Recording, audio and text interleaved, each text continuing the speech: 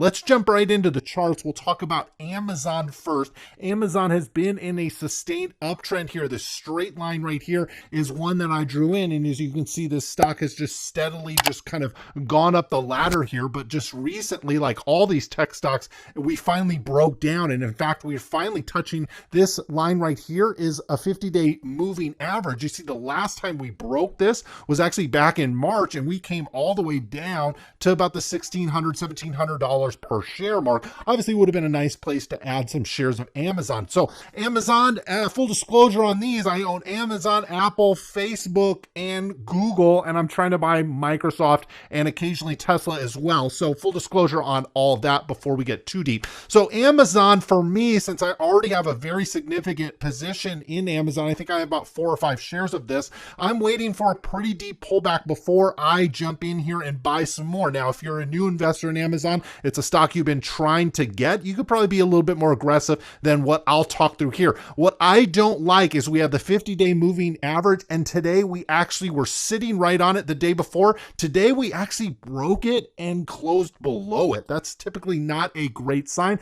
This 50-day moving average will likely cause some resistance on the way back up. The first level where I potentially would like to buy Amazon is down here at this 29.35 range. We see we bounced off it here and we kind of bounced off it here. That would be the first range where I'd be really excited. Even more so than that would be down here at the 25.10 level. That might be a little wishful thinking. Obviously, we're about $600 away from that price target, but we made highs here, highs here, highs here. It acted as support here, but once it convincingly broke that 25 barrier, it was off to the races for Amazon. So that would be an area where I particularly would get aggressive, definitely buying a full share, since it is still pretty expensive stock at that $2,500. Now, moving on to Apple, you actually see I have this is my swing trading portfolio here. I tried to buy 3 shares of Apple today at 110.01. Unfortunately, it didn't fill. Now, I will say I did grab a few shares in my retirement account because the 110 level where Apple bottomed out today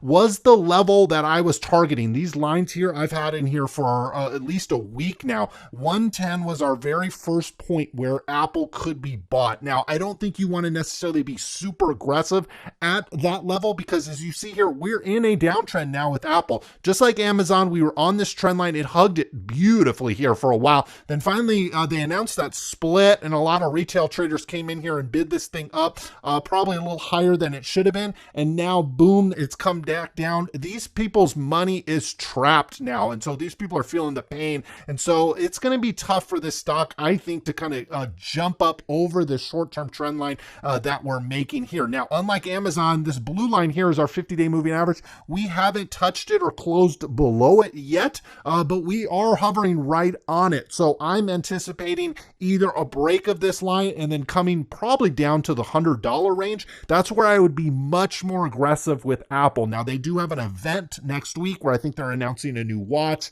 and maybe a new iPad. They're not announcing the phones yet. That'll be next month, although those events typically don't drive the stock necessarily up or down as much as like earnings and some other announcements that Apple might make. Those are typically priced in pretty well. So Apple, I think you could be mildly aggressive. If you're like me, I think I have about 40 or 50 shares of this, mildly aggressive at this 110, hoping that this short-term downtrend that's all it is. We'll kind of hover out here. I don't anticipate this stock like snapping back and coming back up to these highs at 137. I expect this money to be trapped here for a little bit. If anything, I would anticipate this stock kind of going sideways, hitting its head on this average, this trend line that I've made here, maybe hovering on the 50-day moving average. But if it happens to break down, I will be a little bit more aggressive as we come down lower than 110. This $100 mark to me is an interesting one. Microsoft is one I've been really paying close to. Again, just like Apple, we've had these two trend lines in here a little bit. The $200 mark, I think you could open up a position there. That would be a neat spot. I think even better down below that is like 187, 188, 190, call it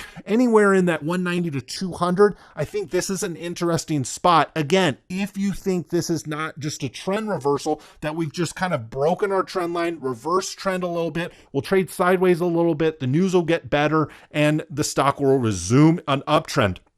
I actually don't necessarily know if that's the case because we've got an election this year. There's a lot of things going on. This could be a trend reversal and these stocks could be heading lower. That's why I wouldn't necessarily, when I point out these zones, I'm not saying if you have $1,000 account to just go unload the whole thing. I would be very, very gently, especially on $1,000 account, very gently coming into these stocks and very gingerly, in fact, because as we see with Microsoft, we've got this long trend line here, but then it broke it here. It actually broke it sooner than Apple and Amazon did, and we went sideways and we popped up, tried to break it, didn't, got rejected again. We came up here, got rejected again. That's not a good sign.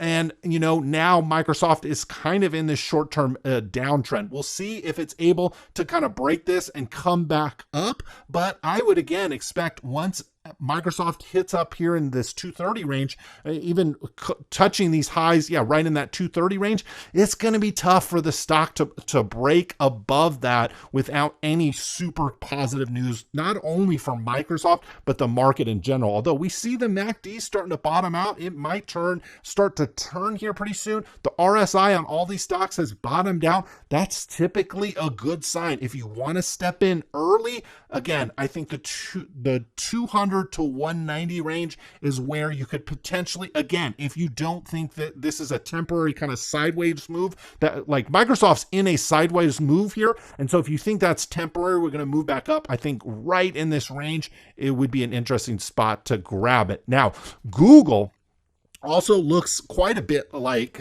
Amazon, actually, where we started this trend. We actually looped way above it, looped again, almost some Elliott wave theory stuff going on here. And then finally we broke trend here with Google, and we're kind of chopping around here now. This trend line, I think this downward trend line is intact. Anytime this stock is going to make a rip up, sellers are going to step in because you have a lot of money that's trapped in the stock up here. So as this stock kind of inches back up to where these people can sell, they're probably going to step in and do that. You're also going to have short sellers see the exact same thing that we're seeing here. And anytime this market has ripped over the last 5 days, it has sold off. And so that's going to be the trend traders are going to take into account. Now, I think a really great area for Google is 1475. Take a look at this. We made a high here. We made a high here. It got rejected. But then once it broke that, it acted as support here and almost like a pivot point to bounce really hard. So I really like this 1475 area. That would be the first place where I would step in potentially with Google.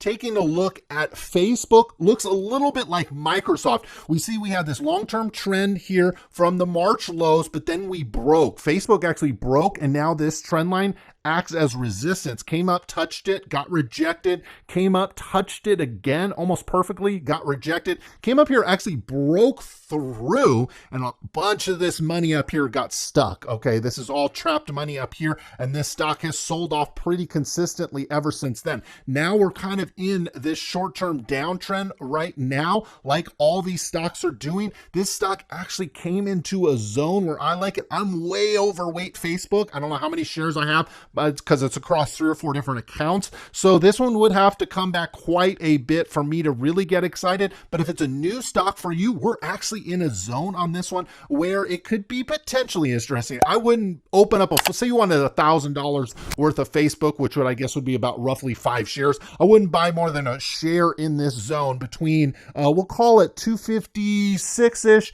and, about where the current price is, around 266. So we're kind of in a zone here. Even more attractive than that would be to bottom out here between that 247 and call it 257. Somewhere in this zone would also be interesting. Although, again, if it breaks this zone, we've got this big gap here. So this stock, in my opinion, looks pretty weak. This one could come all the way down to the 230 range. Again, this is a stock that's, could be a political whipping boy over the next 2 months, especially depending on what happens in the election. I think either side is going to blame Facebook for whatever reasons, whether they have any part in it or not. I think this is a stock that could become a political punching bag over the next few weeks and months ahead. So I'd be careful a little bit with Facebook, but there's a really interesting zone down in here from 247 to 237 if this stock particularly breaks down. This is personally, since I'm already overweight Facebook, and maybe you are too, this is where I'd really be buying significant a portion of Facebook, because we've got a lot of bars here in this cluster. So there should be a lot of demand here for the shares here, whereas it's a little more scattered here. You're gambling a little bit more here. I mean, you're gambling with all this stuff, but a little more solidified right here with Facebook. Now into Netflix, a stock that I don't own and I don't particularly want to own because I have exposure with AT&T and Disney and a few other stocks to the media realm. And so I don't necessarily need a full picture into that with Netflix, but there's a price for everything. And quite frankly, this thing actually looks like it wants to keep going down. It's particularly weak in my opinion. And this thing looks like it wants to go lower. We're in a very, very steep downtrend here with Netflix. They've had some negative news. I think it's more market related, but they released a documentary that's been kind of controversial. And so we'll see what happens with Netflix, but there are some prices where I think I'd be really likely to step into this one, probably somewhere in this range down here at the 450, 455 range is a really interesting spot. Now I have some other zones here, but we've actually already closed into them. This zone here between 489 and 469, this is an interesting one if you want to step in here, and then even a little bit below that from the 450-ish to up to the 470 range. That's another one as well, although if it breaks this, it's probably coming all the way back down here to close to the 400, 410 range. So this one almost looks like it's made like a little bit of a double top. We've got a nice little trend line here. It bounced off it, but then like Microsoft and a couple other ones, it broke, but then it made this big candle all the way back up. Looked like it wanted to resume trend and then got rejected again and has come down here. So keep an eye on Netflix if you want to add to it, or if it's a position you want to open. I would tiptoe into this one, but we're coming right here. There actually should be a lot of support for this stock right at this 470, which is about $10 lower than it is today.